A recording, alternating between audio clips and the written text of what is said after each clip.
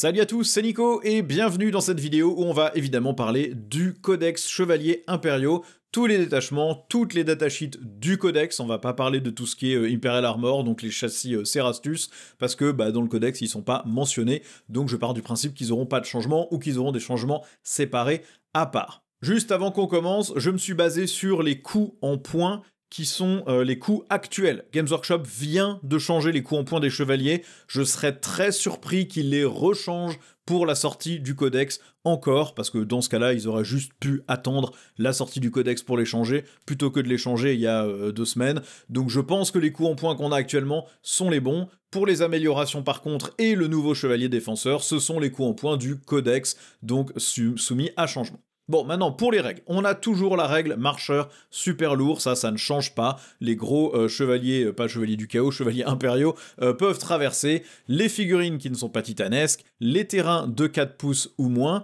et aussi les terrains de plus de 4 pouces, mais dans ce cas-là, vous jetez un 1 sur un, vous jetez un D6 sur un 1, le chevalier impérial, pas le chevalier du chaos, est ébranlé. Ça ne marche que sur les mouvements normaux d'avance et de retraite, pas les charges. Par contre, ça marche dans n'importe quelle phase, comme il y a un détachement qui vous donne un mouvement réactif, vous pourrez aussi traverser les murs avec ce mouvement réactif, si vous le voulez. On a aussi l'aptitude de Liege qui est toujours là, donc les Bondsman Abilities. Vous choisissez toujours un armigère à 12 pouces, et vous lui donnez l'aptitude de Liege du gros. C'est toujours pas dans les deux sens, c'est toujours un gros qui donne une aptitude au petit. Le gros, lui, ne gagne rien, entre guillemets, mais on va voir que les aptitudes qui ont été données au gros sont maintenant franchement pas dégueu, et que les aptitudes de Liege sont aussi vraiment bien. Ça se fait à la phase de commandement, donc si vous faites arriver un armigère des réserves, vous ne pourrez pas lui donner d'aptitude de Liege, mais ça reste très bien, et il y a même un des détachements qui vous permet de donner ces aptitudes de Liege à 3 armigères par gros chevalier, et vous allez voir que c'est complètement pété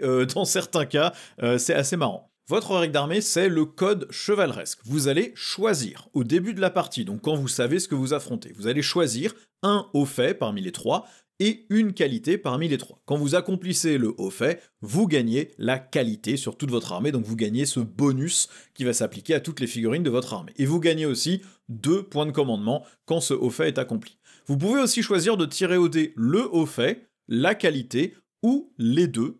Dans ce cas-là, vous ne décidez pas soit le haut fait, soit la qualité, vous lancez les dés pour savoir ce que vous avez, et dans ce cas-là, quand vous accomplissez ce haut fait, vous gagnez votre bonus, et vous gagnez 3 points de commandement au lieu de 2. Donc en général, ce que vous allez faire, c'est que vous allez choisir la qualité vous-même, le bonus que vous allez gagner vous-même, parce que vous allez vraiment vouloir en choisir un qui va bien avec votre liste, et vous allez soit choisir le haut fait en fonction de la liste de votre adversaire, s'il y en a un qui est vraiment plus facile à faire que les autres, ou si jamais les 3 vous paraissent aussi faisables l'un que l'autre, vous allez les tirer au dé, comme ça vous vous garantissez d'avoir 3 points de commandement bonus au lieu de 2. Donc, les hauts faits que vous pouvez choisir, vous avez abattre le tyran, vous choisissez un personnage ennemi et vous devez le détruire. Ça peut être n'importe quel personnage, c'est pas forcément le seigneur de guerre, ça veut dire que par exemple, quand vous affrontez des armées qui ont des personnages un peu sacrifiables, des personnages missiles, et bien vous pouvez les choisir dès le début de la partie, ce qui fait que l'adversaire va commencer à être un peu réticent à les utiliser dans leur rôle de missile, parce que ça veut dire que peut-être que dès le tour 1, il vous donne votre bonus sur toute l'armée, ce qu'il a probablement pas envie de vous voir gagner.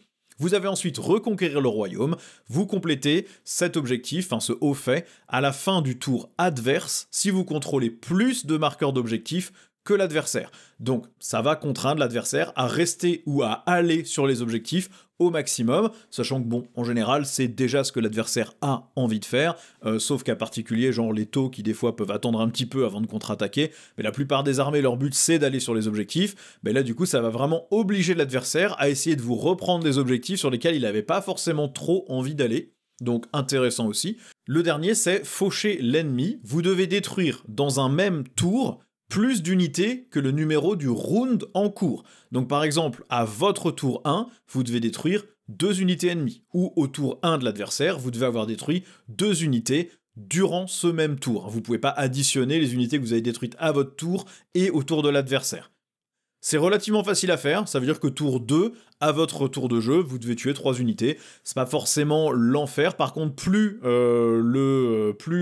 la partie avance, et plus c'est compliqué, parce que quand vous arrivez tour 3, il faut que vous ayez détruit 4 unités dans le même tour, donc ça va dépendre du match-up. Si vous affrontez des chevaliers du chaos ou des chevaliers impériaux, vous allez galérer à le faire. Si par contre vous affrontez des armées ultra populeuses, genre Drukhari, genre Kuljin Stealer, des choses comme ça sera pas forcément très compliqué, et ça va obliger l'adversaire à jouer très prudemment pour éviter de vous donner votre bonus dès le tour 1 ou le tour 2. Maintenant, les bonus, les qualités que vous allez gagner, vous avez la valeur martiale, ça vous donne cette bonne vieille relance de une touche et une blessure à chaque fois que vous tirez ou que vous tapez, ça c'est toujours très bon comme bonus. Vous avez prêt pour le défi, plus 2 pouces de mouvement, plus 1 pouce à l'avance et plus 1 pouce aux charges des figurines de l'armée. Bon bah là vous avez un lancer qui bouge à 16 pouces et a des charges relativement faciles à faire. Vous avez un détachement dans lequel vous avez l'avance et charge pour un PC, donc quand vous avez pris ce bonus là, bah, ça vous fait quand même plus 4 pouces au global sur votre portée de menace, donc plutôt bon aussi. Bon, c'est un très bon buff. Bon, et le dernier bonus, c'est l'héritage immaculé, qui va vous donner plus de LOC et plus 1 au commandement sur toutes les figurines de l'armée. C'est peut-être le moins utile, mais tous vos gros dans ce codex ont perdu 2 points d'OC. De mémoire, ils étaient tous au C10, et maintenant ils sont passés au C8, et ils étaient tous commandement 5, je crois, et ils sont tous passés, ou en tout cas ils étaient commandement 6, et ils sont tous commandement 6.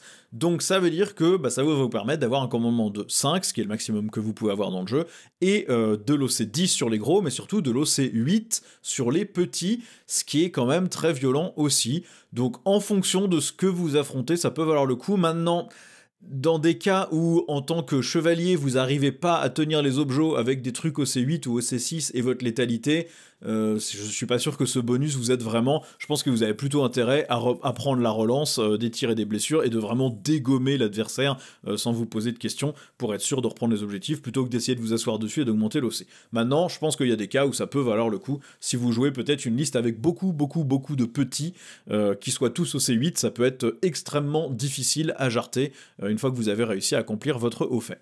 Donc la règle, moi je la trouve très fun. Vous pouvez choisir le plus adapté à la liste adverse. Donc si l'ennemi a un plan de jeu où il veut, je sais pas, par exemple des Drukhari, où il va sacrifier des packs de Beastmaster pour vous bloquer, bah vous désignez ce personnage, et ça veut dire que si l'adversaire fait son plan de jeu de je t'enferme chez toi avec mon unité à la con, et bah je te la dégomme et tout de suite je suis honoré dès le premier tour. Si l'ennemi a un plan de jeu attentiste, bah vous allez le forcer à aller sur les objectifs, sinon vous allez être honoré.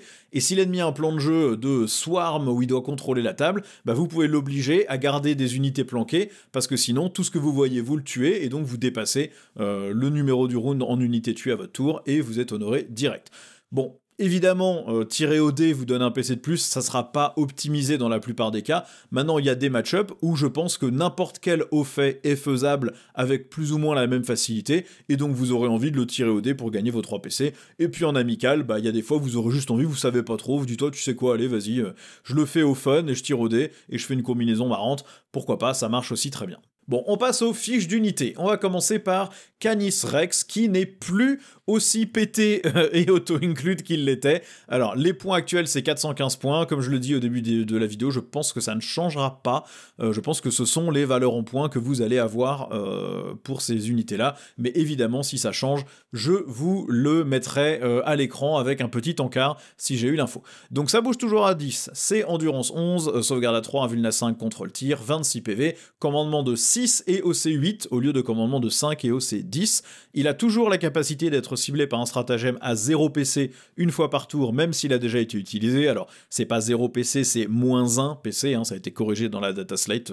Tout ce qui modifie le coût en point d'un stratagème dont le nom n'est pas cité, c'est pas 0, c'est moins 1. Donc là, ça sera moins 1. Dans la plupart des cas, dans les détachements, ça vous fait passer de toute façon à 0 PC, puisqu'il n'y a quasiment pas de stratagème à 2 PC.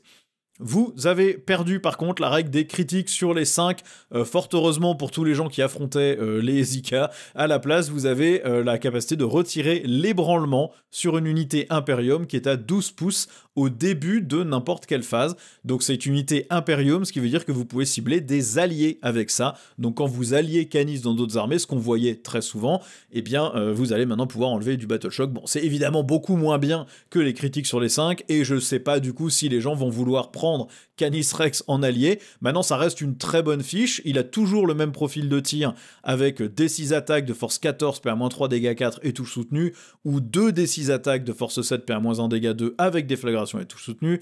Il a toujours son multi-laser, il a toujours ses attaques de corps à corps, force 20, PA-3, dégâts 9, ou 10 attaques de force 10, PA-2, dégâts 3, le tout avec touche soutenue. Ça reste extrêmement violent. Il y a toujours Sir Hector derrière qui fonctionne de la même manière. Donc quand vous détruisez Canis, Sir Hector est toujours là. Donc vous comptez bien comme ayant détruit une figurine véhicule. Par contre, vous avez toujours pas tué le personnage. De mémoire, c'est ça. Je sais jamais si c'est le assassinat ou le abattez-le comme secondaire qui est annulé par ce truc-là. Il y en a un des deux. De mémoire, c'est ça. Si vous détruisez Canis, vous avez bien détruit la figurine véhicule. Donc du coup, vous gagnez bien abattez-le. Par contre, vous ne gagnez pas assassinat tant que Sir Hector est toujours en vie. Donc c'est le petit bonus.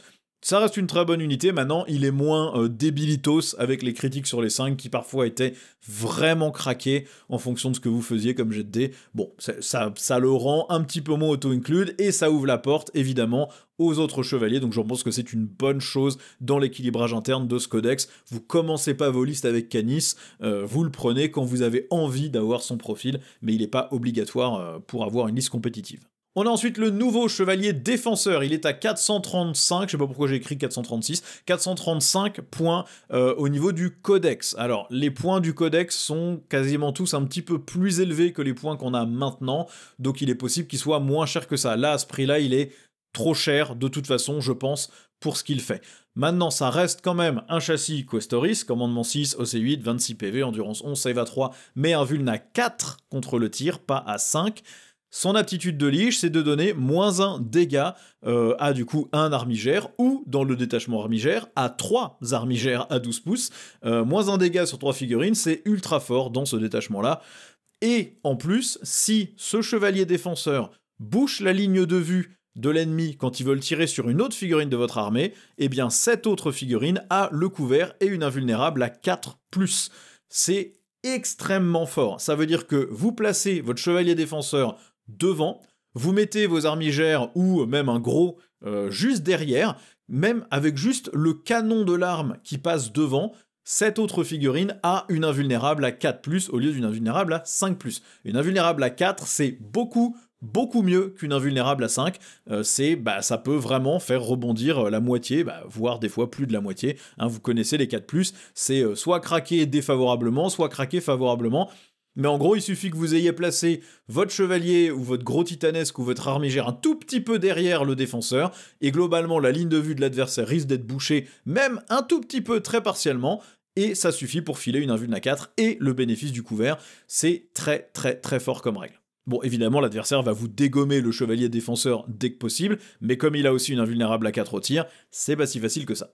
Maintenant, lui, quand il shoot, c'est pas ridicule non plus. Il a un canon à conversion, 3 attaques, qui touche à 3+, force 12, PA-2, dégâts 4, avec touche soutenue D3, et la règle conversion. Ce qui veut dire que ces touches soutenues D3 se déclenchent sur un 4+, s'il est à 18 pouces ou plus de l'adversaire. Comme il a une portée de 36, il a toutes les chances d'être à 18 pouces ou plus, et donc il va faire des touches soutenues D3 sur des 4+, et donc ça veut dire qu'en gros vous faites très régulièrement 1 à 2 touches soutenues D3, donc vous rajoutez quasiment toujours entre 2 et 4 attaques en moyenne sur son profil de tir. Alors les Votann, qui avaient ces règles de touches soutenues D3 sur les armes à conversion, les ont toutes vues passer en touche fatale. Est-ce qu'il y aura une FAQ qui va modifier ça? Il faut attendre de voir. Il a aussi un exécuteur à plasma, c'est D6 plus 3 tirs, force 8, PA-2, dégâts 2 avec déflagration, ou si vous le surchargez ça devient un risque, mais c'est force 9, PA-3, dégâts 3, donc ça déglingue des élites sans trop se poser de questions, les Terminators détestent ce genre de profil.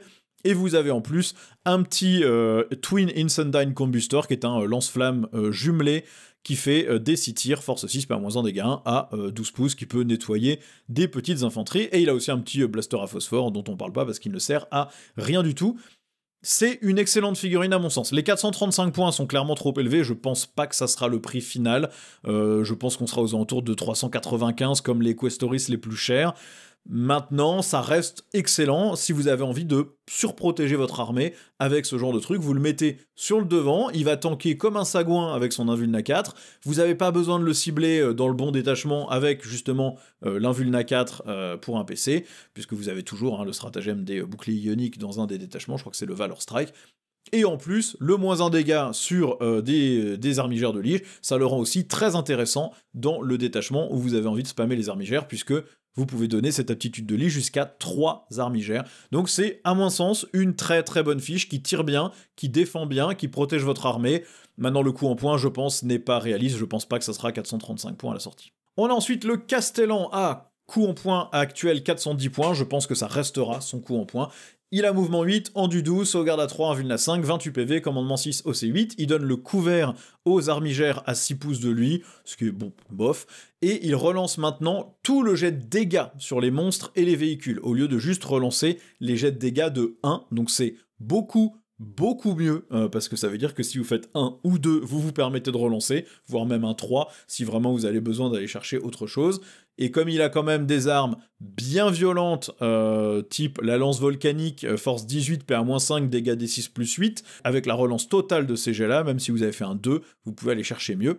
Ça reste une énorme plateforme de tir anti-véhicule, avec la lance volcanique, avec les lance-missiles Shieldbreaker, force 12, PA-6, dégâts D6 plus 1, anti-titane S4+, et blessure dévastatrice, et vous avez le décimateur à plasma qui nettoie très bien les packs d'élite type Terminator, donc c'est une bonne figurine maintenant avec la relance totale du jet de dégâts. Maintenant il est cher à 410 points.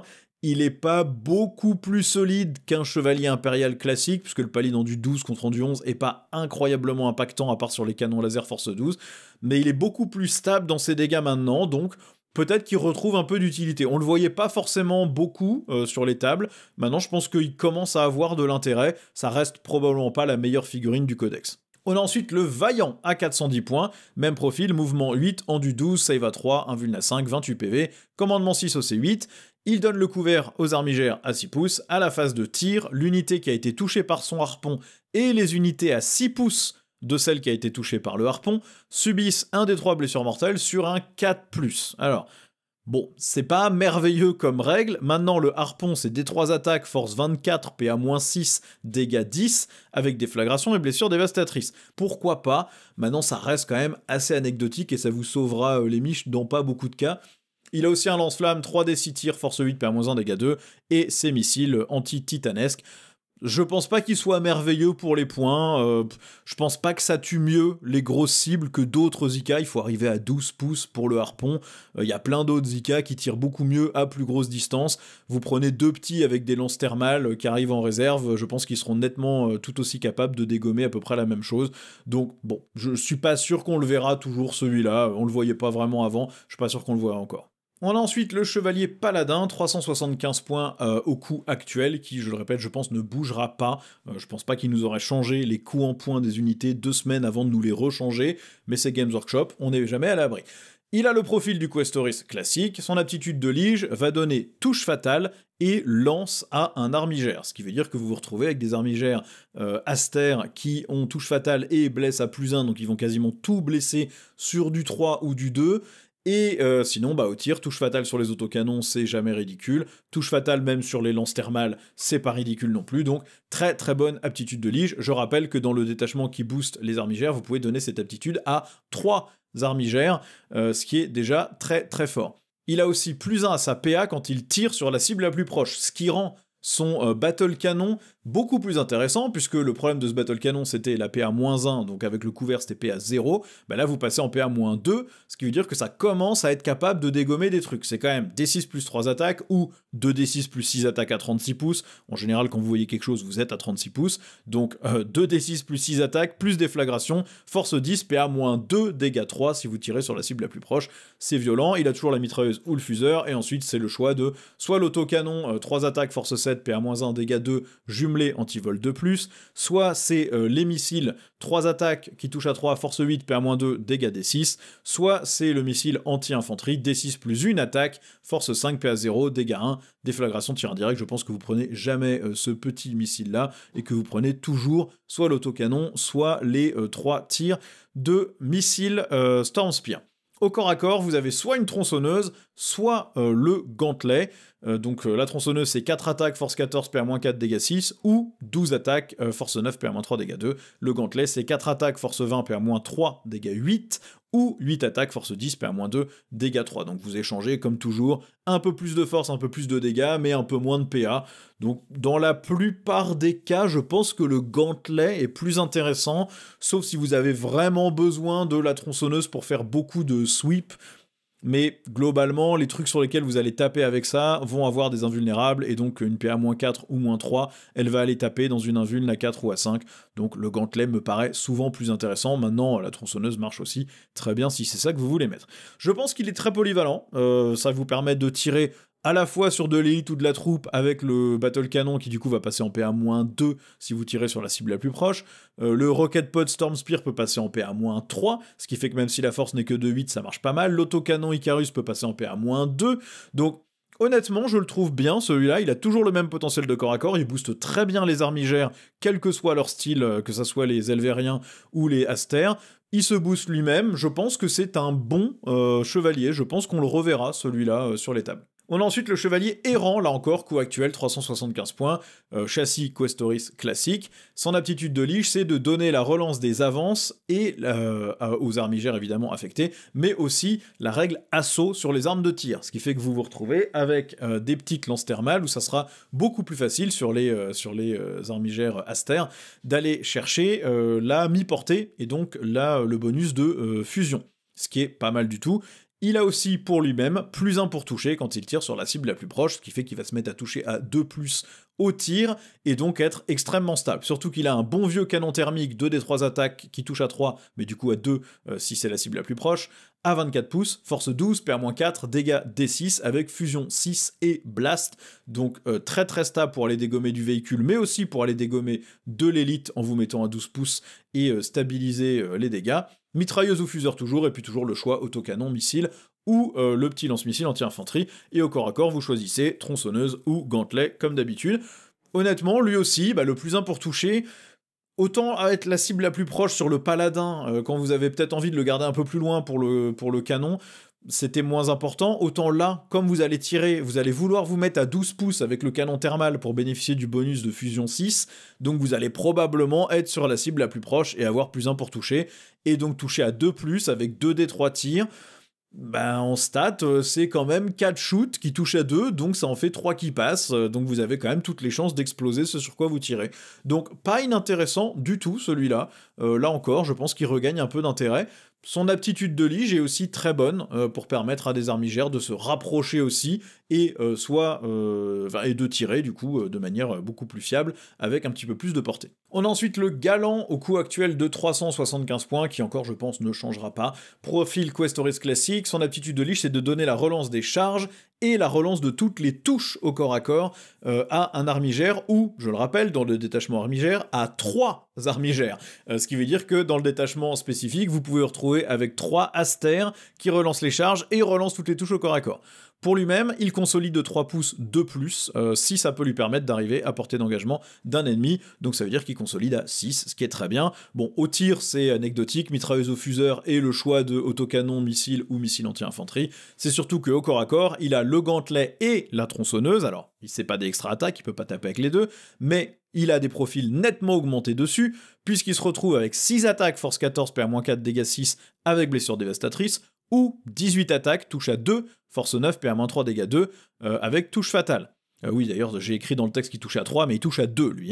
Donc il est surviolent, et avec son gantelet, c'est 6 attaques, force 20, PA-3, dégâts 8, avec blessure dévastatrice, ou 12 attaques, force 10, PA-2, dégâts 3, avec touche fatale. Donc il a tous les profils de corps à corps pour gérer absolument tout ce qu'il doit réussir à blesser, tout ce qu'il doit réussir à détruire. Il est surviolent, et en plus, quand vous l'accompagnez avec des petits armigères qui, eux, vont relancer les charges et relancer les touches, ça devient monstrueux. Je pense qu'il est très bien aussi. On a ensuite le chevalier vigilant à 385 points coût actuel, c'est le châssis Questoris classique. Son aptitude de lige, c'est de donner touche soutenue et ignore le couvert aux armigères ciblées, donc touche soutenue ça marche au tir et au corps à corps. Et lui-même va gagner blessure dévastatrice quand il tire sur une cible qui n'est ni monstre ni véhicule. Et au tir, il a bien évidemment cette bonne vieille Gatling, 18 attaques, touche à 3, force 6, PA-2, dégâts 2, et donc avec blessure dévastatrice, puisque vous tirez sur de l'infanterie avec ça. Vous l'avez quasiment tous les packs de Space Marines sur lesquels vous tirez avec ce genre de truc. Il a aussi un lance-flamme lourd et le choix de mitrailleuse au fuseur et les 3 autres armes, autocanon, missile ou missile anti-infanterie. Et il a aussi une arme de corps à corps, tronçonneuse ou gantelet, qui dégomme très bien aussi. Il est très très bon pour dégommer des masses d'infanterie. Son petit bonus de lige de touche soutenue et ignore le couvert marche très bien pour les armigères à autocanon, puisque l'autocanon c'est force 9 PA-1 dégâts 3, le fait de pas vous prendre le couvert qui vous enlève votre -1, soudainement vous vous retrouvez à dégommer des Terminators sur des saves à 3 au lieu des saves à 2, des Space Marines sur des saves à 4 au lieu des saves à 3, et donc vous utilisez pleinement votre dégâts 3 et votre petite force élevée, donc je pense que c'est pas mauvais non plus. Maintenant, il est cher à 385 points. Le Gatling est bien. Je sais pas si c'est celui que je préfère dans le codex, mais je le trouve pas pourri. Vous avez ensuite le croisé à 395 points prix actuel. Châssis Questoris classique aussi. Son aptitude de lige, c'est de donner +1 pour toucher au tir à un armigère ou à 3 armigères dans le bon détachement, ce qui fait que vous pouvez avoir 3 armigères qui touchent à 2+ avec leur lance thermale, hein, n'oubliez pas, ça existe aussi.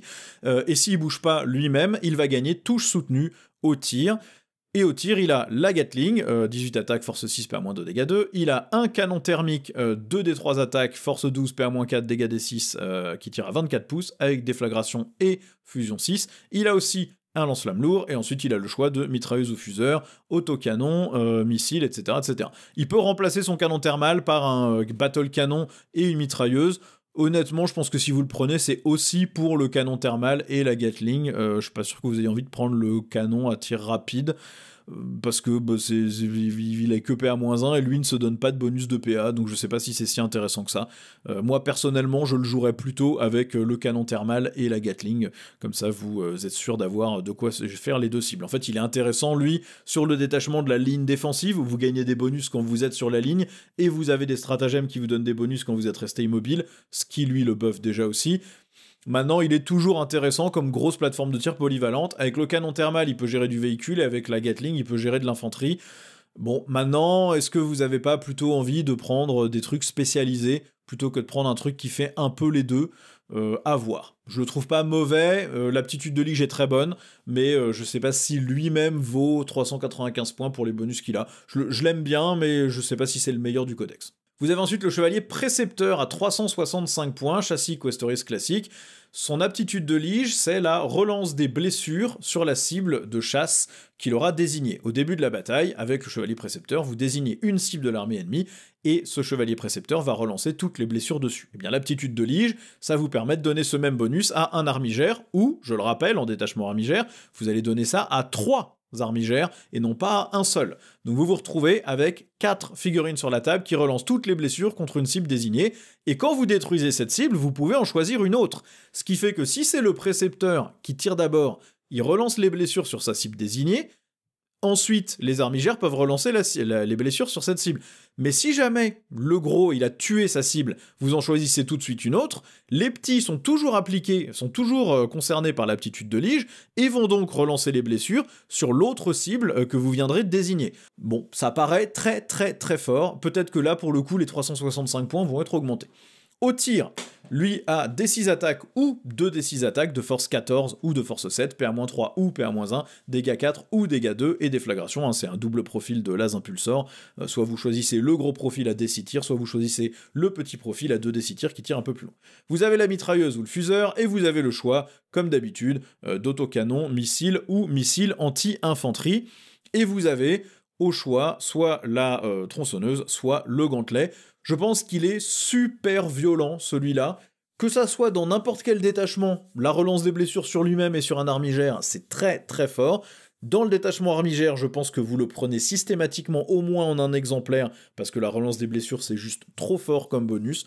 Je pense que celui-là, il est vraiment vraiment bien dans ce codex. Et en passant enfin au petit, on a les armigères Elvériens qui actuellement sont à 140 points, mouvement 12, endurance 9, save A3, invulna 5, OC 6, commandement de 7.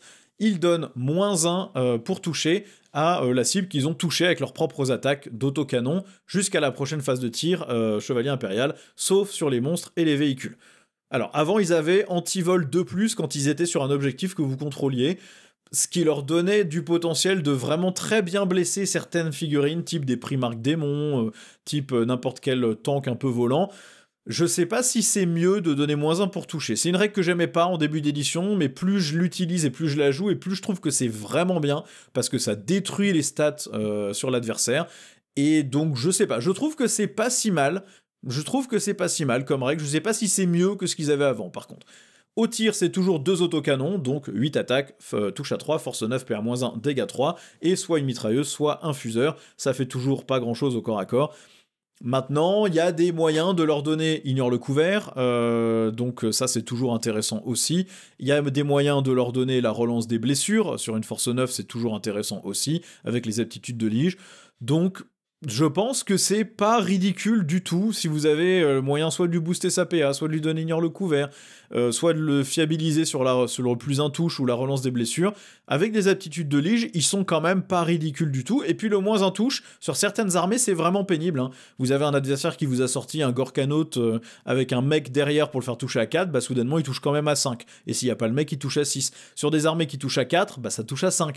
Il y a pas mal de paliers comme ça que vous pouvez vraiment péter avec ce genre de truc, et c'est pas si mauvais que ça du tout. Surtout que vous pouvez quand même en jouer 3 dans l'armée, et donc avoir sur la table 3 unités ennemies qui touchent à -1, donc vous pouvez quand même vraiment emmerder l'ennemi. Vous avez ensuite les Astères, qui eux bougent toujours à 12, endurance 9, save à 3, invuln à 5, 14 PV, OC 6, commandement 7, eux ils ont plus une attaque sur leur profil de strike, donc leur profil qui tape le plus fort, et plus 2 attaques sur leur profil de sweep, mais seulement quand ils ont chargé.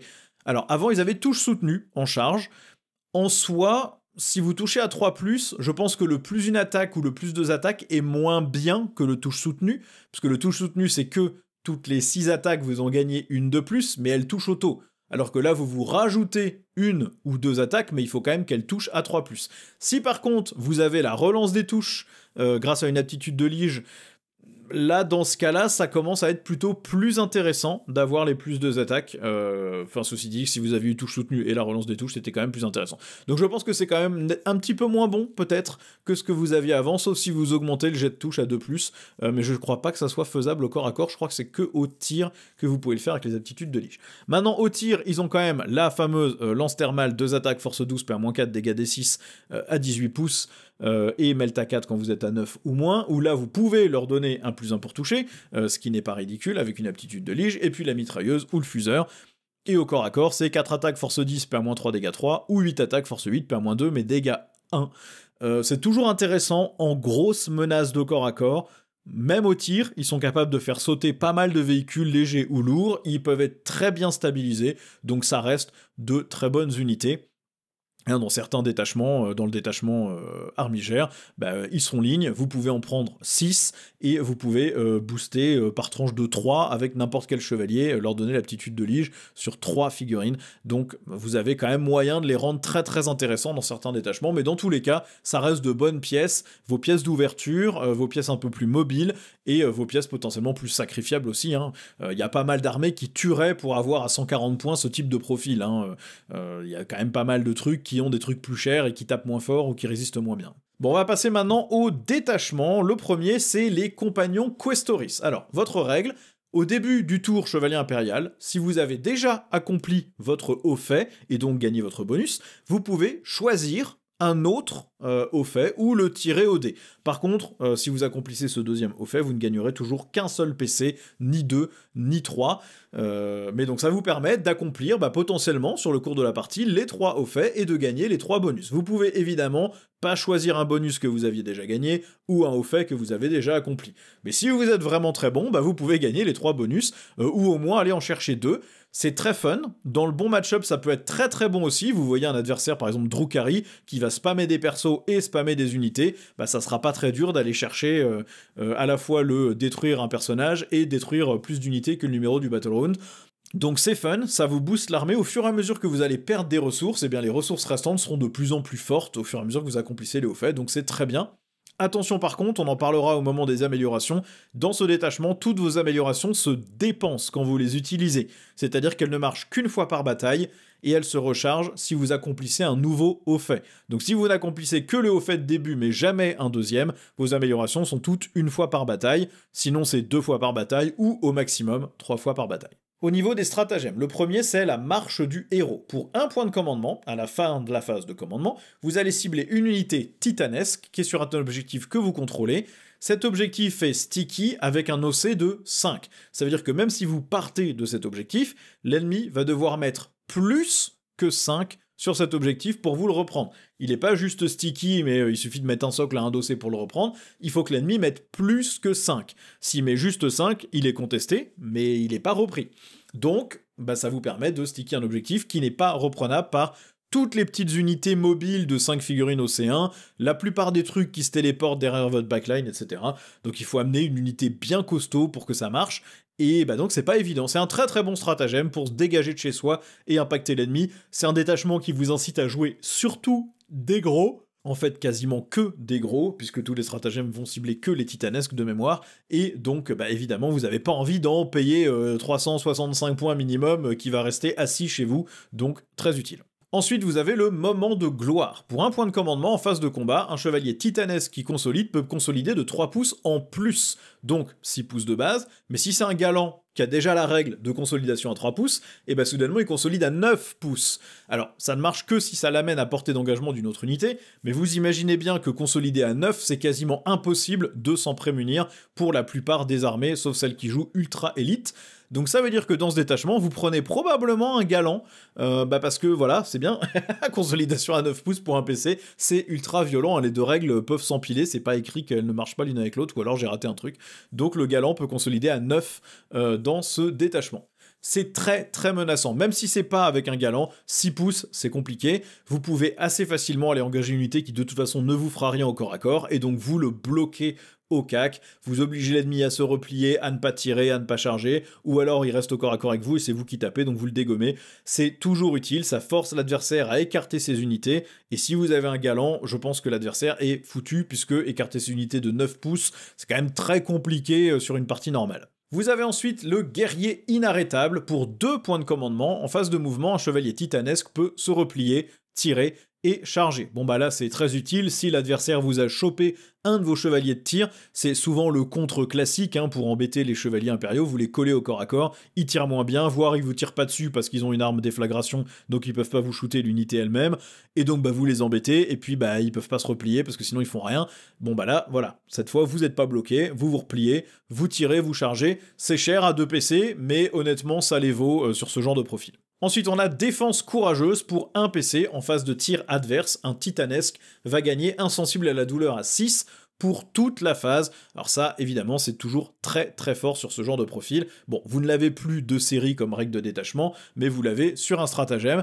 Ça paraît moyen, hein, sensible à 6, on se dit ouais, une chance sur 6, mais sauf que, en fait, si vous êtes la seule cible visible sur toute la phase, que c'est le seul chevalier titanesque que vous avez exposé, et que l'adversaire met 800 points d'armée dessus, et ben avec une invulne potentiellement à 4 sur un défenseur, et le Feel No Pain à 6, l'insensible à la douleur à 6, ben vous allez en sauvegarder des PV, hein, vous allez vraiment niquer toutes les stats de shoot de l'adversaire, donc ça reste toujours très très bon, hein. Faut voir que si l'adversaire vous perdait vos 26 PV, bah en fait il va falloir qu'il vous fasse 30 PV avec ce Feel No Pain à 6 pour vous détruire votre chevalier. C'est vraiment très bien. Vous avez ensuite un duel titanesque pour un PC. Un titanesque va gagner plus 1 pour toucher et plus 1 pour blesser, soit au tir, soit au corps à corps, contre les monstres, les véhicules ou les titanesques. Bon bah ça c'est pété pour un PC, hein, plus 1 touche, plus 1 blesse. La plupart des armées, quand elles ont un plus 1 blesse, c'est 2 PC, ou plus 1 touche à 1 PC. Bon bah là, vous avez les deux pour un seul PC sur des profils turbo-violents.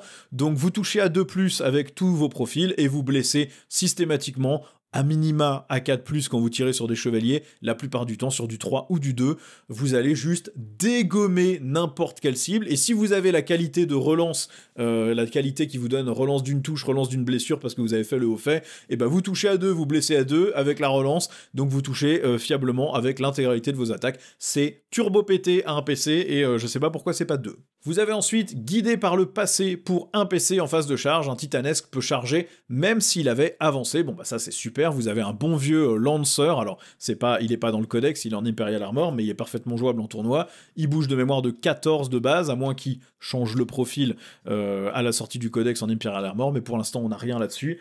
Donc je serais étonné que les profils changent vraiment. Vous avez l'avance et charge tout simplement, donc même n'importe quel chevalier de corps à corps, vous êtes très content de le faire avancer et charger. Si vous avez le bonus de plus 2 pouces de move, plus 1 pouce d'avance, plus 1 pouce de charge, un chevalier de base qui bouge à 10, et il va bouger à 12 du coup, plus une avance qui en moyenne sera de 3, donc de 4, donc ça vous fait déjà 16, et vous avez une charge à 7 plus 1, 8, donc vous êtes à 24 pouces. Si vous êtes sur un Lancer, il bouge à de mémoire 14, donc vous allez chercher plutôt 28 pouces de portée de menace moyenne. C'est ultra fort et très très bien comme stratagème. En termes d'amélioration, donc je vous rappelle, vous pouvez les utiliser que une fois par bataille, sauf quand vous accomplissez un haut fait, un deuxième haut fait, dans ce cas-là ça recharge l'amélioration et vous pouvez l'utiliser à nouveau, et si vous faites un troisième haut fait, vous pourrez la réutiliser encore. C'est pour ça qu'elles sont toutes listées à 5 points dans le codex, alors à voir si ça change évidemment d'ici la sortie officielle.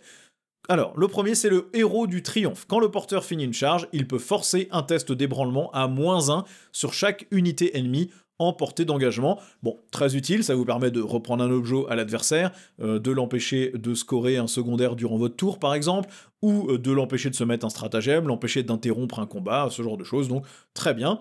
Ensuite, vous avez le fanion de fureur argentée pour 5 points aussi. Quand le porteur combat, il gagne touche soutenue 2. C'est ultra fort, mais évidemment, par défaut, ça n'est qu'une fois par bataille. Donc vous faites des grosses patates, maintenant il va falloir accomplir un haut fait derrière. Ceci dit, si vous cramez l'amélioration pour tuer un truc qui va vous faire accomplir le haut fait, et c'est top puisque vous le regagnez juste après. Ensuite, on a la divination du tueur de vers ou tueur de wyrm ou de dragon. En phase de tir, vous pouvez relancer le jet de touche contre une cible qui a le mot-clé vol. Bon, là, à moins que vous affrontiez des primarques démons, où vous avez envie de relancer le jet de touche parce qu'ils ont tous vol, ou des chars volants, ou une armée qui a beaucoup de trucs ailés. Bon, je sais pas si c'est vraiment merveilleux. Maintenant, c'est que 5 points, donc si les autres vous intéressent pas, pourquoi pas, vous mettez ça sur un chevalier qui tire fort, et puis voilà, bon, why not. Et enfin, vous avez condamnation écrasante à 5 points. Quand le porteur combat au corps à corps, s'il a détruit une unité ennemie, ou plus qu'une unité ennemie, il peut jeter 6d6 en ciblant une unité à 12 pouces qui est au corps à corps, et chaque 4+, fait une BM. Donc en gros, vous détruisez une unité ennemie au corps à corps, vous prenez une autre cible à 12 pouces et vous lui faites 3 blessures mortelles gratos. Bon c'est top. Et là encore, par contre, ça ne s'utilise qu'une fois par bataille, enfin une fois par haut fait accompli, globalement, donc une fois gratos au début de la partie, et puis ensuite il va falloir accomplir les hauts faits pour pouvoir le recharger. Mais bon, une fois par bataille, 3 BM pour 5 points, pourquoi pas. Bon, ce détachement, il est clairement orienté vers les gros chevaliers impériaux. Il est très intéressant sur le papier, avec la capacité d'empiler les bonus de haut fait. Bon, le deuxième haut fait, vous allez quand même rarement le faire avant le tour 3 ou 4, sauf si l'adversaire vous donne vraiment tout sur un plateau.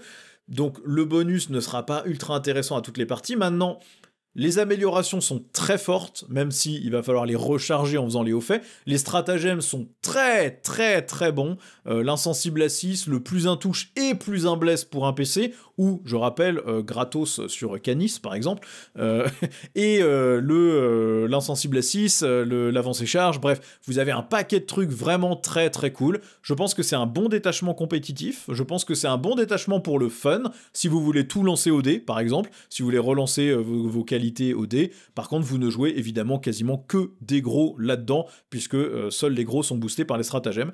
Ça vous donne de la mobilité, du jeu agressif, de la pression vers l'adversaire pour l'empêcher de jouer en fait, puisque forcément il a peur de vous faire accomplir un deuxième haut fait, puis un troisième haut fait, ou même juste un premier, en sacrifiant des unités bêtement. Donc moi je le trouve très cool celui-là, très intéressant. Ensuite on a la lance des veilleurs des portes, des gardiens des portes. La règle c'est qu'au début du premier tour, vous allez choisir 2 pions d'objectifs qui seront vos fondations. Vous tracez une ligne qui va de n'importe quel point d'un objectif à n'importe quel point de l'autre objectif, et dès qu'un de vos chevaliers impériales a un morceau de son socle sur cette ligne, elle va gagner touche soutenue 1 sur les unités ennemies visibles, au tir et au corps à corps, et ignorer les modificateurs à la touche. Attention, c'est bien à la touche, pas à la CC ou à la CT. Donc attention, la ligne que vous tracez, c'est sur les marqueurs d'objectifs, les pions d'objectifs. Pas le pion d'objectif, c'est pas la grosse galette transparente qu'on met sur les tables, hein. C'est vraiment juste le petit pion lui-même. Ceci dit, ça fait quand même une ligne qui fait la largeur d'un pion d'objectif. Je crois que le pion fait 2 pouces de large ou 1 pouce. Donc ça fait une ligne d'une largeur d'1 pouce qui peut potentiellement traverser toute la table. Et dès que vous avez un bout de socle qui touche cette ligne, ou que vous êtes sur le marqueur d'objectif lui-même, eh bien vous allez gagner vos bonus qui sont non négligeables. Maintenant, si un des objectifs doit être retiré par la règle de mission, vous devez en choisir un autre qui est sur le champ de bataille pour être une de vos fondations. Donc dans les scénarios où les objectifs s'en vont, la ligne peut quand même changer drastiquement. Elle peut être très intéressante au début et puis finalement devenir soit la moitié de la table, soit pas du tout optimale parce qu'elle couvre votre pion d'objectif à vous jusqu'au No Man's Land.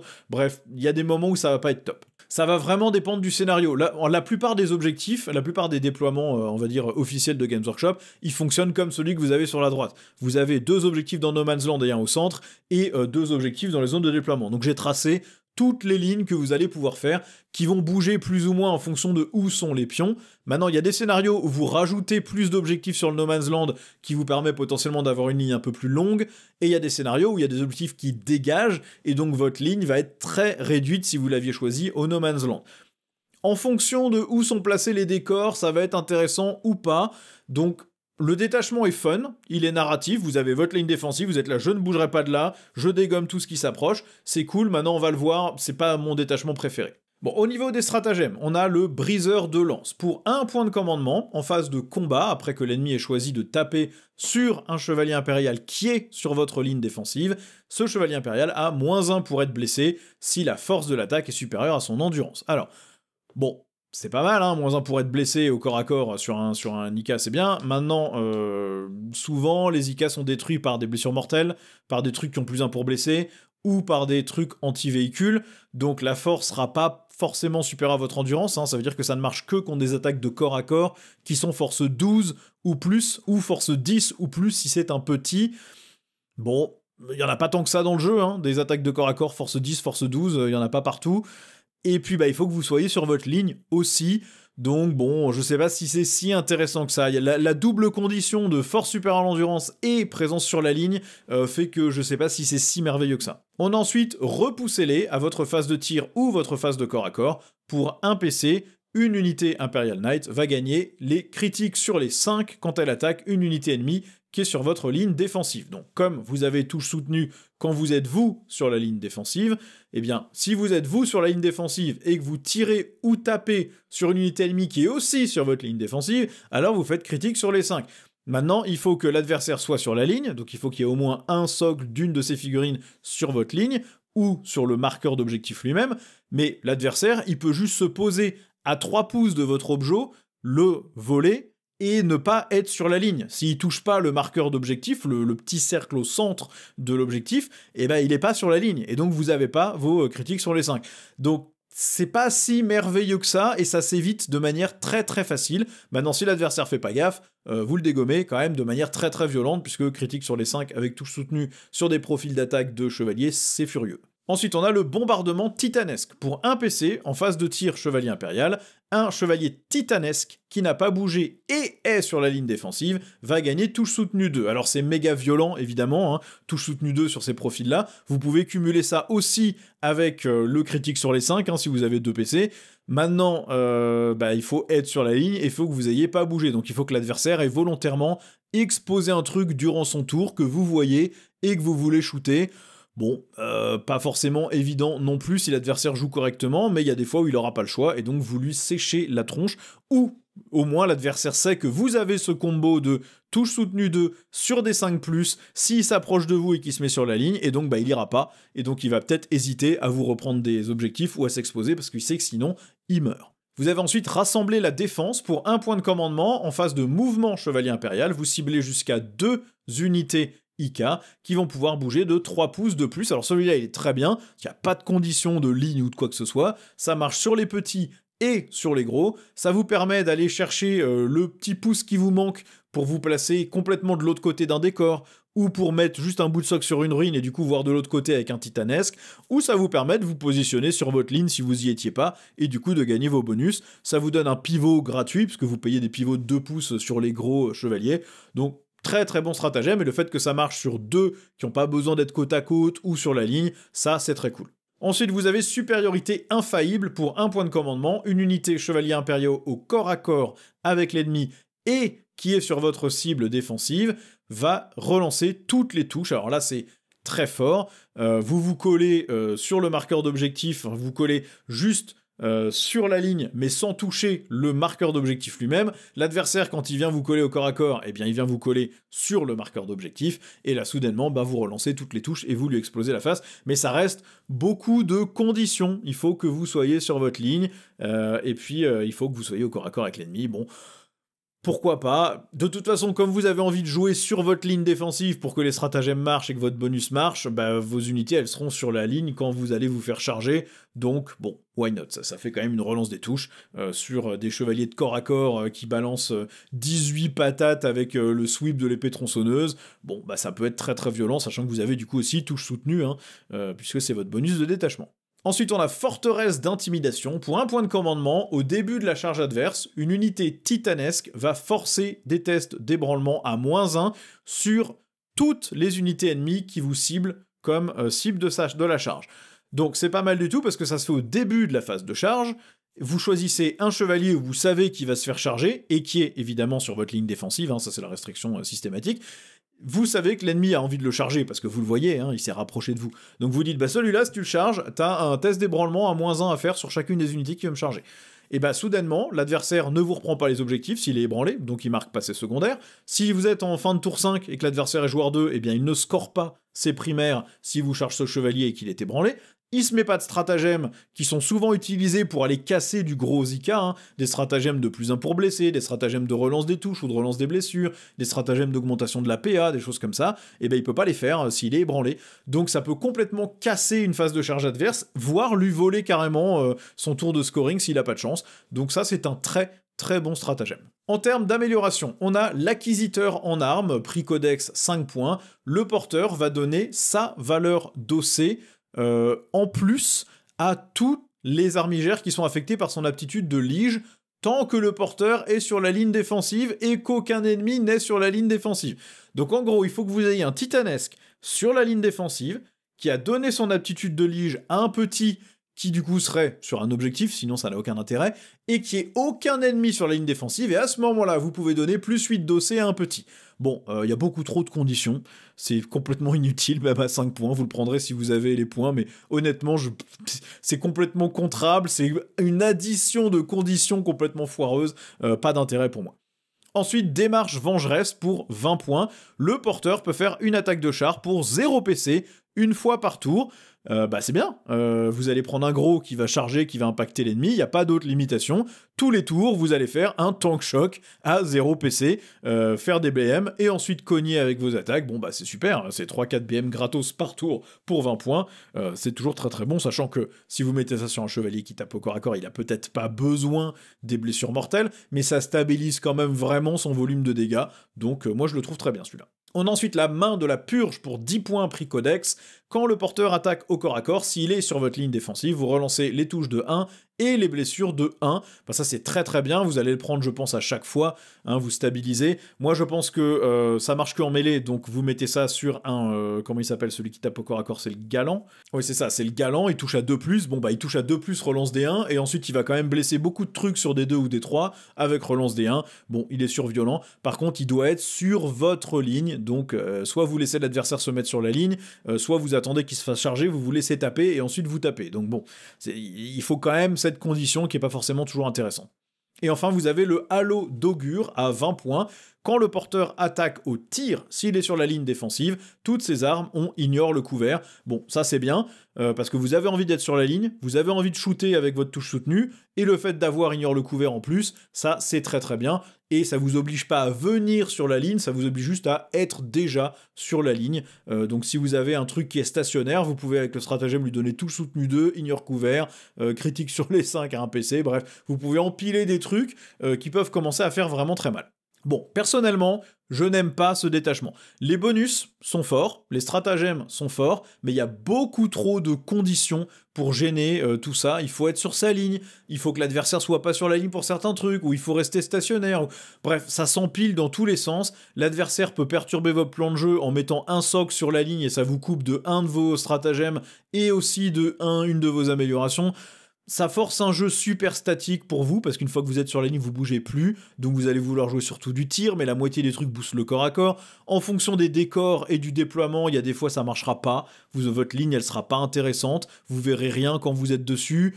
Bref, je sais pas, moi personnellement, il me plaît pas. L'idée est super fun et narrative, par contre, si vous jouez pas en compétitif, si vous jouez en mode funky, vous faites une table un peu aménagée exprès, vous mettez un gros terrain avec une grosse porte qui est au milieu de la ligne que vous avez mise, vous mettez vos chevaliers de part et d'autre de la porte, qui shootent, qui défendent, là ça peut être très très cool pour un scénario narratif avec une bande de chevaliers qui tient une position contre des hordes d'ennemis qui reviennent à l'infini, etc.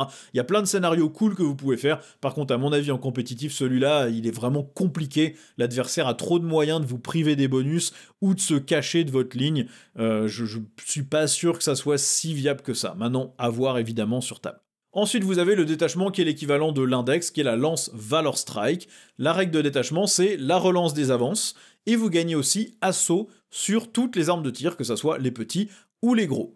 Donc ça c'est très bon. Alors vous n'avez pas d'avancée charge dans ce détachement, même en stratagème, donc c'est quand même plus orienté ligne de tir, ou en tout cas grosse mobilité tour 1 et charge tour 2.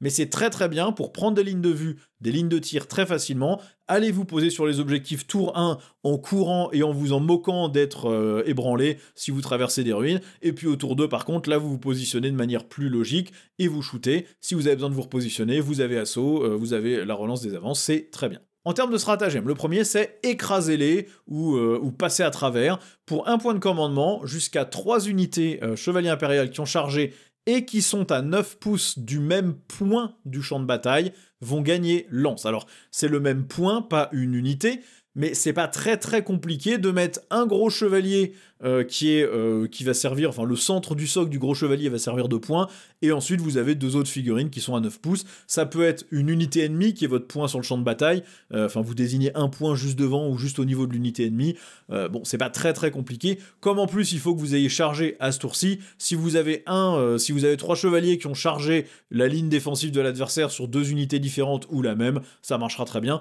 Maintenant c'est jusqu'à 3. Pour un PC, donner lance sur n'importe quelle figurine, ça serait bien. Vous allez pouvoir facilement le faire avec 2. Et si vous arrivez à le faire avec 3, bon bah c'est ultra fort. De toute façon, même si vous le faites que sur une seule figurine, avoir lance pour un PC, c'est exceptionnel. Et le fait de pouvoir le faire sur les 2 autres ou 3 autres chevaliers impériaux, c'est du bonus. On a ensuite vœu de rétribution pour un point de commandement, jusqu'à 3 chevaliers impériaux à 9 pouces du même point du champ de bataille vont gagner touche fatale au tir. Donc là pareil, même limitation, ça serait très bien de toute façon touche fatale sur une figurine à un PC, sur des profils de chevaliers impériaux, ça sera pas trop compliqué de l'avoir sur 2, ça sera peut-être un peu plus rare de l'avoir sur 3, mais de toute façon, le fait de pouvoir le faire sur plus d'une, c'est du bonus, c'est vraiment très très utile aussi, super stratagème. Vous avez ensuite la marche tonnerre ou le piétinement tonnerre. Pour un point de commandement, une unité va passer les attaques de pied à 8 attaques. Si par contre ce sont des pieds titanesques, c'est 12 attaques. Et ces attaques vont gagner aussi plus 1 à leur PA. Ça veut dire que les petits Zika qui n'ont pas d'armes de corps à corps, les armigères elvériens, ils vont avoir 8 attaques qui touchent à 3, force 6, PA-1, dégâts 1, ce qui est pas ridicule. Et les gros Zika qui n'ont pas d'armes de tir vont taper avec 12 attaques qui touchent à 4, force 8, PA-2, dégâts 2. Ça peut surprendre un ennemi qui pensait être à l'abri et engluer un de vos Zika de tir avec une petite troupe un peu nullos où vous auriez tué que 3 figurines. Bah là, soudainement, le volume d'attaque et la PA va faire que même des Space Marines ne sont pas à l'abri d'un méga massacre. Donc c'est ultra sympa pour empêcher l'adversaire de venir vous embêter. Le fait de garder votre PC et que l'ennemi sache que vous ayez ça, ça contraint son plan de jeu.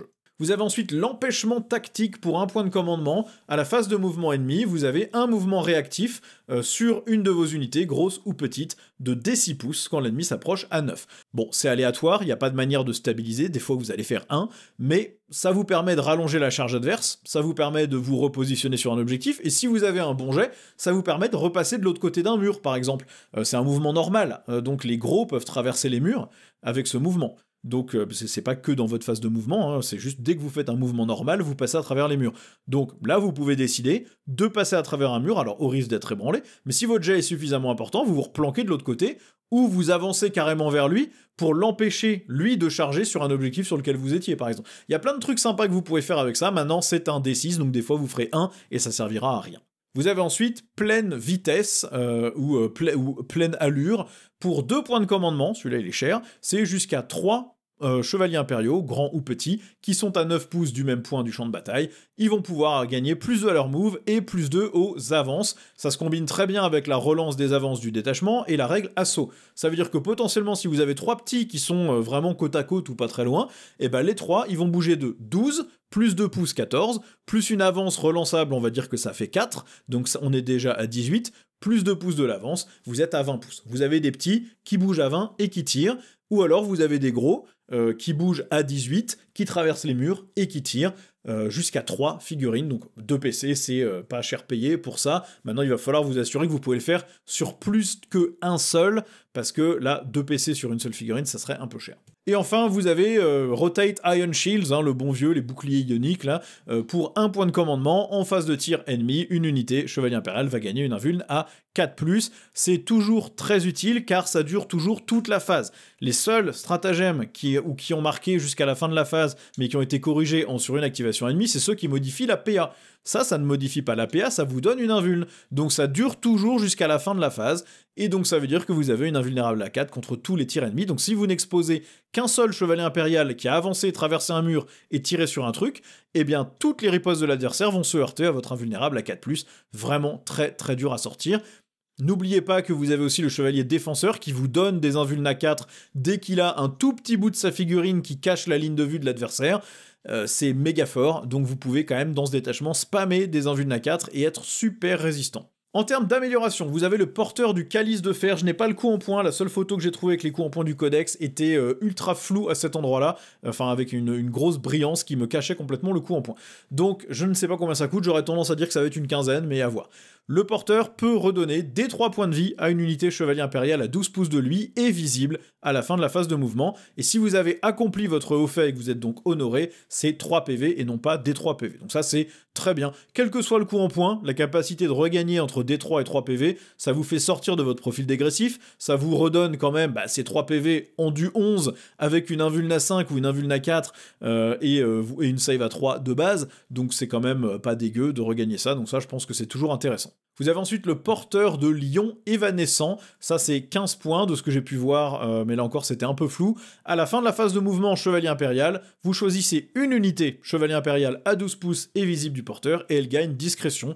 Donc là vous prenez un défenseur qui va avoir -1 pour être touché, et une invuln à 4+ de série, potentiellement ça peut être méga chiant pour l'adversaire à tuer. On a ensuite le porteur du Home du Judicant, ça c'est 25 points. Le porteur désigne une unité Imperial Knight à 12 pouces et visible au début de la phase de tir. Cette unité va gagner Ignore le couvert sur toutes ses armes. Bon bah vous pouvez mettre ça sur un petit armigère qui du coup va avoir PA-1 Ignore cover. Vous pouvez mettre ça sur un Battle Canon qui fait D6 plus 3 attaques de force 10, PA-1 dégâts 3. Vous avez Ignore le couvert. Ça se combine très bien avec des bonus à la PA aussi que vous pouvez aller chercher par-ci par-là sur certains types de chevaliers. Donc c'est très très bien, hein. Vous pouvez mettre ça sur, c'est le paladin de mémoire qui a le battle canon et qui se donne le plus 1 PA sur la cible la plus proche. Bon bah du coup c'est un battle canon PA-2 avec Ignore cover, soudainement ça devient ultra violent même contre des véhicules. Et vous avez le porteur du sceau du lancier pour 15 points. Au début de la phase de charge, le porteur désigne une unité chevalier impérial à 12 pouces et visible. Jusqu'à la fin de la phase, vous pouvez relancer le jet de charge pour cette figurine. Alors, il n'y a pas d'avancée charge, donc relancer le jet de charge c'est bien, mais vous ne pouvez pas combiner ça avec l'avance, évidemment. Ça reste quand même très bien pour 15 points, hein, relance des charges sur un truc qui devrait charger à 8 ou 9, qui va pas avoir assez de mouvement, bah soudainement ça peut lui permettre d'y arriver, donc c'est très cool. Bon, je l'aime beaucoup, ce détachement-là, il vous permet de spammer des gros châssis dès le tour 1 dans la zone de déploiement adverse ou collé à sa zone de déploiement, tout en lui tirant dessus en plus. C'est un super bon détachement. Les stratagèmes seraient déjà exceptionnels s'ils marchaient que sur un seul IK, parce que sur des profils de chevalier impérial, gagner de touche fatale, ce genre de truc, gagner du mouvement en bonus, c'est ultra fort, mais là en plus vous pouvez aller cibler un chevalier impérial et 2 armigères qui sont pas loin de lui. Bon, c'est ultra fort si vous faites des petits groupes de combat. C'est très axé sur le tir, vous n'avez pas d'avancée charge, mais vous avez quand même quelques bonus pour le corps à corps. Mais du coup, vous pouvez utiliser le bonus de Advance et Assaut pour vous projeter dès le tour 1 et balancer des patates. Et ensuite, au tour 2, vous n'avez plus besoin de l'avance pour réussir à charger et vous enfoncer la zone de déploiement de l'adversaire. Ça peut être très très violent. Et on a le dernier détachement, qui est le détachement plutôt armigère, qui s'appelle le fer de lance en armes, qui est, à mon sens, le meilleur du codex. Quand une figurine titanesque utilise une aptitude de lige. si cette aptitude n'a pas déjà été utilisée par une autre figurine qui la possède. Vous pouvez donner cette aptitude à 3 armigères au lieu d'un seul, à 12 pouces de ce chevalier titanesque ou à 15 pouces si vous êtes honoré. Vous ne pouvez pas donner plusieurs aptitudes de lige à la même figurine. Une aptitude qui a déjà une aptitude, enfin une figurine qui a déjà une aptitude de lige, je peux pas en gagner d'autres, donc vous pouvez pas stacker les bonus, mais vous pouvez quand même donner des trucs super violents. Les armigères vont aussi gagner le mot-clé ligne, donc vous pouvez prendre 6 astères et 6 elvériens. Vous allez donc avoir des chevaliers qui vont vous donner touche fatale ou touche soutenue, qui vont vous donner ignore le couvert, qui vont vous donner la relance des touches au corps à corps, qui vont vous donner +1 pour toucher, et donc vous pouvez faire ça sur 3 armigères pour chacun de vos chevaliers titanesques qui a l'aptitude. C'est très très violent. Vous allez avoir potentiellement des astères qui vont toucher tous à 2+, avec leur lance thermale s'ils sont à portée du chevalier qui a l'aptitude qui leur donne +1 pour toucher. Ou alors ils vont tous avoir la relance des touches au corps à corps. Ou alors ils vont tous avoir la relance des blessures au corps à corps avec le chevalier précepteur qui donne la relance des blessures sur sa cible désignée. Enfin, il y a vraiment des trucs qui s'additionnent et qui rendent l'armée ultra forte avec ce genre de bonus. Au niveau des stratagèmes, on a la vertu de courage. Pour un point de commandement, au début de la phase de corps à corps, vous ciblez soit un armigère, soit vous ciblez un chevalier titanesque et un ou plus armigères affectés par son aptitude de lige. Tous les armigères vont gagner +1 pour toucher sur une cible ennemie qui est choisie. Attention, ce sont que les armigères, même si vous avez ciblé le titanesque et les armigères affectées par son aptitude de lige, c'est bien que les armigères qui gagnent le bonus de +1 pour toucher, mais ça veut dire que vos armigères astères vont passer en touche à 2+, ce qui est méga violent au corps à corps, et donc vous pouvez avoir potentiellement 3 figurines qui vont toucher à 2+ au corps à corps. C'est super violent, hein. Vous pouvez vous être donné la relance des charges et des touches au corps à corps avec un galant, et donc vous aurez en plus +1 pour toucher, donc vous avez la relance des touches et le +1 pour toucher avec le galant, c'est super violent. Vous avez ensuite réduisé leur rang. Pour un point de commandement, en phase de tir, vous choisissez un armigère ou un titanesque et les armigères affectés pour son aptitude de lige. Les armes de tir des armigères, toujours pas les aptitudes du chevalier titanesque, les armes de tir des armigères vont gagner tir rapide 1. Ça veut dire que du coup, si vous êtes à 24 pouces, les autocanons, ça vous fera 10 attaques au lieu de 8. Si vous êtes... le Melta passe à du coup 2 attaques à 6 pouces. La lance thermique passe à 3 attaques quand vous êtes à 9 pouces. Donc je pense que c'est surtout là-dessus qu'on a envie de l'avoir. Combiné avec une aptitude de lige type ignore le couvert, ou avec touche soutenue. Bon, il y a des trucs vraiment cool à aller chercher en termes de bonus de lige, et le rapid fire, puisque de toute façon, les lances thermales, vous avez envie de vous mettre à 9 pouces pour avoir le bonus de dégâts de fusion, et donc vous allez gagner +1 attaque, et vous allez en plus être affecté par une aptitude de lige, donc très très très fort. On a ensuite écuyer de la chasse. Pour un point de commandement à la phase de corps à corps ennemi, vous pouvez prendre un armigère ou autant d'armigères qui sont affectés par une aptitude de lige d'un chevalier titanesque, et vous pouvez remettre ces figurines en réserve si elles sont à 9 pouces d'un bord de table et pas au corps à corps. Donc en gros, jusqu'à 3 armigères qui sont à 9 pouces d'un bord de table et pas au corps à corps peuvent revenir en réserve. Bon, c'est intéressant pour revenir avec des lignes de vue. Par contre, attention, quand vous revenez à votre phase de mouvement. Donc vous revenez après la phase de co, et donc vous n'avez pas la possibilité de vous donner une aptitude de lige sur ces armigères qui reviendront sur la table, donc ça tue un peu le bonus de détachement. Par contre, ça vous permet d'utiliser des armigères pour faire des secondaires, ou juste les placer pour avoir une ligne de vue très cool. On a ensuite sagesse exemplaire. Pour un point de commandement à la phase de tir chevalier impérial, après qu'un titanesque est tiré, tous les armigères affectés par son aptitude de lige vont gagner +1 à la PA s'ils tirent sur la même chose que le titanesque. Donc vous pouvez déglinguer une cible avec les armes principales du gros chevalier impérial, pinguer une autre cible avec les petits tirs de mitrailleuse ou le fuseur, où vous en fichez de le détruire avec le gros, et ensuite par contre vous faites tirer tous les armigères, donc potentiellement jusqu'à 3, avec leurs armes sur cette cible, et ils vont gagner +1 PA, donc ça veut dire des autocanons PA-2, ça veut dire des lances thermales PA-5, et si vous combinez ça avec du ignore le couvert, ça commence à être vraiment très très violent, donc c'est pareil, c'est très fort comme stratagème. On a aussi que le devoir soit votre bouclier. Pour un point de commandement, à la phase de tir ennemi, une unité armigère ciblée par l'ennemi va réduire la pénétration des attaques ennemies de 1. Donc c'est une armure de mépris sur un armigère. Bon c'est top, ça dure que sur les attaques d'une unité par contre, c'est toujours écrit jusqu'à la fin de la phase, mais comme tous les stratagèmes qui modifient la paix ennemie, c'est pas jusqu'à la fin de la phase, c'est sur une activation ennemie. Bon, c'est très bien, maintenant, attention, vous avez une sauvegarde à 3+, et une invuln à 5 contre le tir. Comme ça n'est que contre le tir. Si l'ennemi a une PA-1, bon bah il est PA 0, vous restez sur votre 3+. Si l'ennemi était PA-2, vous restez sur une 4+. Si par contre l'ennemi était PA-3 ou supérieur, ça ne sert à rien puisque vous avez déjà votre invulnérable.